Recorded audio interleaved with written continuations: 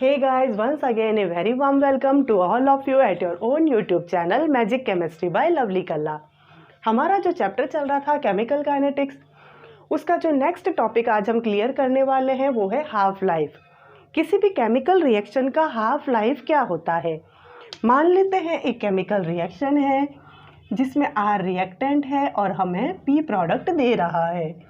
मान लेते हैं जब T = 0 था, यानी कि इनिशियल टाइम में ये जो रिएक्टेंट है ये थे 100 ग्राम, बट T जब 0 है तब प्रोडक्ट नहीं बनता है। ये हमें भी पता है, स्टार्टिंग में केवल रिएक्टेंट्स होते हैं, प्रोडक्ट्स जो होते हैं वो केवल नील होते हैं। अब धीरे धीरे टाइम जो है वो कंज्यूम हो रही है।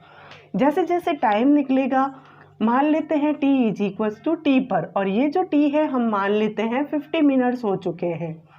इन 50 मिनट्स में इन 100 में से कुछ प्रोडक्ट फॉर्मेशन हो गया। प्रोडक्ट कितना बन गया? 50 ग्राम।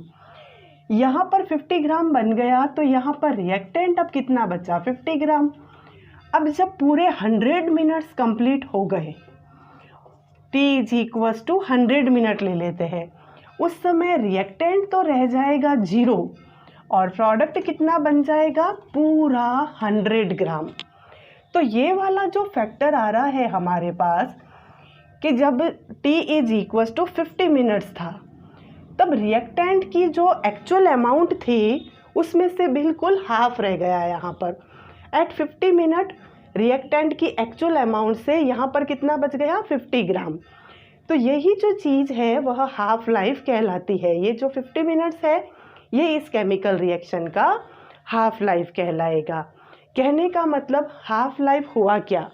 किसी केमिकल रिएक्शन में रिएक्टेंट के एक्चुअल अमाउंट में से हाफ अमाउंट ही बच जाता है। हाफ जो है वो प्रोडक्ट में कन्वर्ट हो जाता है। वो जो टाइम पीरियड है वो हाफ लाइफ कहलाता है। डेफिनेशन इस प्रकार है, it is the time taken by the reaction to reduce its concentration of reactant to half of its initial concentration. यानी कि इनिशियल कंसंट्रेशन का हाफ जो है वह बच जाएगा, वह टाइम पीरियड हाफ लाइफ कहलाएगा। मान लेते हैं जैसे कोई एक पर्सन है, उसकी जो एज है वो 100 ईयर्स है। अब जब वह 50 साल का पूरा हो जाएगा, 50 ईयर्स का, तो वो क्या बोलेगा? मैंने अपनी आधी ज़िंदगी जी ली है और आधी अभी तक बाकी है। तो यह होती है अर्ध आयु, आधी ज़िंदगी या हाफ लाइफ। अब इस हाफ लाइफ को हम जीरो ऑर्डर रिएक्शन के लिए देखते हैं। हमने देखा था zero order reaction, first order reaction. अब हम जीरो ऑर्डर रिएक्शन के लिए हाफ लाइफ को देख लेते हैं।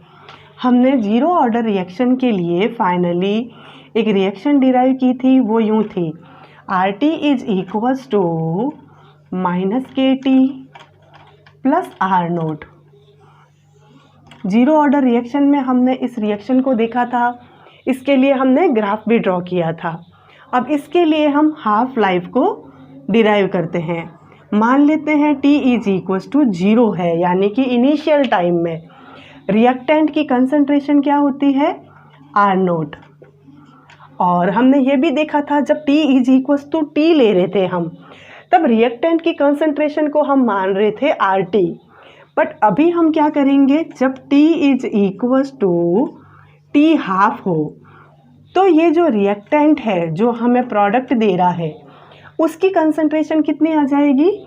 मतलब कि ये जो RT है ये कितना रह जाएगा? RT = R0/2। कहने का मतलब इनिशियल टाइम में जब केवल रिएक्टेंट्स होते हैं, T = 0 है, जब रिएक्शन स्टार्ट नहीं हुई, प्रोडक्ट नहीं बना, तब हमने रिएक्टेंट की कंसंट्रेशन को मान लिया R0। जब T = T लिया था तब रिएक्टेंट की कंसंट्रेशन थी RT। अब हम ले रहे हैं T = T हाफ, तो यही जो रिएक्टेंट की कंसंट्रेशन है यानी कि RT अब कितनी हो जाएगी? RT = R0/2। अब ये जो चीज़ें आई है इनको हम इस रिएक्शन में सब्सटीट्यूट कर लेते हैं। तो RT की जगह हम लिखेंगे R0/2